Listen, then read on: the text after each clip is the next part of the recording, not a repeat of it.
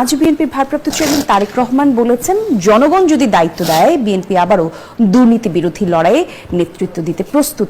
মাঠের বাস্তবতা কি বলছে, যেখানে আসলে বিএনপির বিরুদ্ধে প্রভাব খাটিয়ে লুটপাট, দখল, চাঁদাবাজি নানা অভিযোগ রয়েছে, সেখানে দুর্নীতি বিরোধী নির্বাচন অথবা দায়িত্ব গ্রহণে সক্ষম কিনা বিএনপি?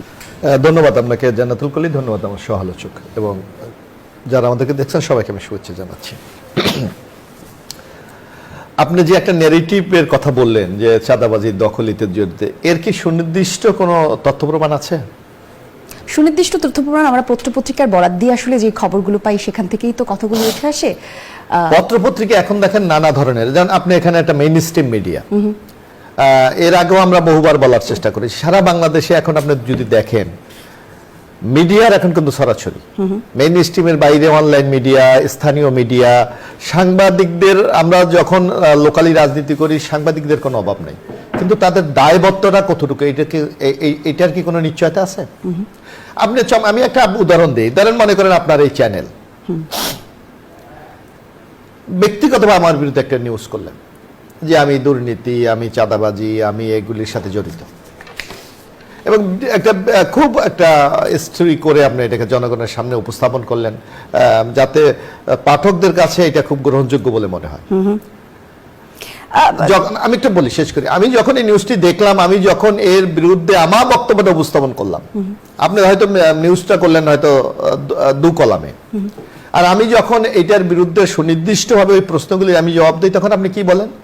মোশাররফ হোসেন এটার তীব্র প্রতিবাদ জানান, উনি বলে এটা বস্তুনিষ্ঠ নয়।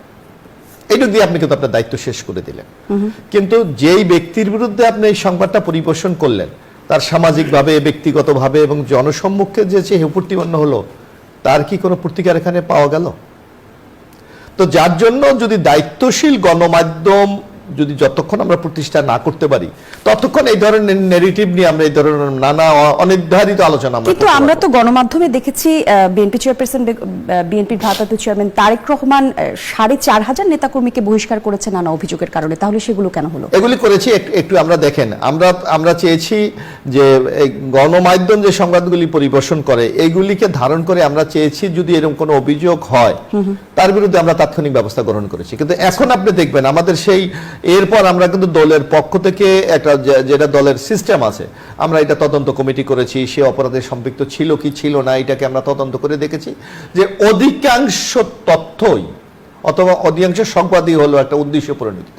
তাহলে সেই বিষয়গুলো বিএনপি মিডিয়া সেলের পক্ষ থেকে কেন পরিষ্কার করা হয়? অবশ্যই করা হচ্ছে, এখন বলা হচ্ছে, এবং আপনি দেখবেন এখন আমাদের তদন্তের সাপেক্ষে যে রেজাল্টটা পাওয়া গেছে, অনেকের বহিষ্কার আমাদের উদ্যোগ করে নেওয়া হচ্ছে, এখন তাদেরকে আবার কাজ করার সুযোগ দেওয়া হচ্ছে।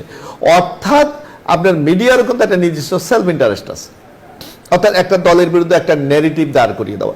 এই যেমন আপনি আজকে তারেক রহমান যে কথাটি বলেছে, এটা কিন্তু দুর্নীতির বিরুদ্ধে বলেনি, এটা বলেছে একটা, আপনি দেখবেন 2001 থেকে 2006 পর্যন্ত বিএনপি যখন ক্ষমতায় ছিল, অনেকে বলার চেষ্টা করে ওই সময় বাংলাদেশ দুর্নীতিতে চ্যাম্পিয়ন হয়েছিল, এটা বলার চেষ্টা করে, কিন্তু রিয়াল ফ্যাক্টটা তা না। রিয়াল ফ্যাক্টটাকে লুকিয়ে খুব বিএনপির উপর একটা ন্যারেটিভ দাঁড় করিয়ে এখানে জনগণের কাছে সেটা পরিবেশন করা হচ্ছে। অর্থাৎ বাংলাদেশের সব গণমাধ্যমগুলোকেই আপনি আমাকে দিলে স্পষ্ট হবে। আপনি দেখবেন বাংলাদেশের দুর্নীতির চ্যাম্পিয়ন হয়েছে 2000 সালে। আপনি অর্থনীতির যদি আপনি হিসাবটা বোঝেন, অর্থনীতিতে যখন 2000 সালে যে এই রিপোর্টটা আসে, সেই রিপোর্টটা কিন্তু তার আগের বছরের, এটা তো অর্থনীতি থিওরিতে আপনি বোঝেন। যেমন এখন 2025 চলে, 24 রিপোর্ট 25 আসবে, 25 আসবে, 1 বছর আসবে। তাইলে 1999 সালে ক্ষমতায় কে ছিল? বাংলাদেশ আওয়ামী লীগ। 2000 সালে কে ছিল? বাংলাদেশ আওয়ামী লীগ। 2001 সালের 11 না 12 জুলাই তারা ক্ষমতা হস্তান্তর করে। এই বিষয়গুলো কি বিএনপির পক্ষ থেকে পরিষ্কার করা হয়? হ্যাঁ, আমি বলি, এটা আমি একটু বললে আপনি শুনবেন। এই 3টি বছর ক্ষমতায় ছিল কে? আওয়ামী লীগ। বিএনপি ক্ষমতায় আসলে 2001 সালের 11 অক্টোবর। 11 অক্টোবর সে কিন্তু পেয়েছে মাত্র 3 মাস, অর্থাৎ 2001, 2000, 1999, 3টি বছরে দুর্নীতির চ্যাম্পিয়ন হয়ে কিন্তু আওয়ামী লীগের আমলে। সেইটা না বলে আজকে বলা হচ্ছে যে বিএনপির আমলে দুর্নীতিতে চ্যাম্পিয়ন, যেটা কোনো। বরং আমি আপনাকে তথ্য দিয়ে দেখাতে পারি যে 2001 আমাদের ছিল আওয়ামী লীগের আমলে আমাদের দুর্নীতিতে যে ইন্ডেক্স, সেটা ছিল 0.01। 2001-এ সেটা আমরা করেছি 1.2, এবং যখন বিএনপি ক্ষমতা থেকে চলে যায় তখন সেই স্কোরের পরিমাণ ছিল 2, অর্থাৎ বিএনপি চ্যাম্পিয়ন থেকে তৃতীয় স্থানে দুর্নীতিকে নামিয়ে নিয়েছিল, অর্থাৎ হ্রাস করেছিল। অর্থ সেই তথ্য উপস্থাপন না করে বিএনপির উপর একটা দোষ চাপিয়ে দেওয়া হচ্ছে যে বিএনপির আমাদের দুর্নীতিতে চ্যাম্পিয়ন হয়েছে। এই ধরনের তথ্যের অপব্যাখ্যাই একটা দলকে নানা ন্যারেটিভ দিয়ে মূল্যায়ন করা হচ্ছে। এই আলোচনায় আরো ফিরবো আমি। স্বচ্ছতা আপনি পরিচয় না দিতে পারে অথবা বস্তুনিষ্ঠ সংবাদ যদি তাহলে জনমতে কিন্তু একটা বিভ্রান্ত সংবাদ মাধ্যমের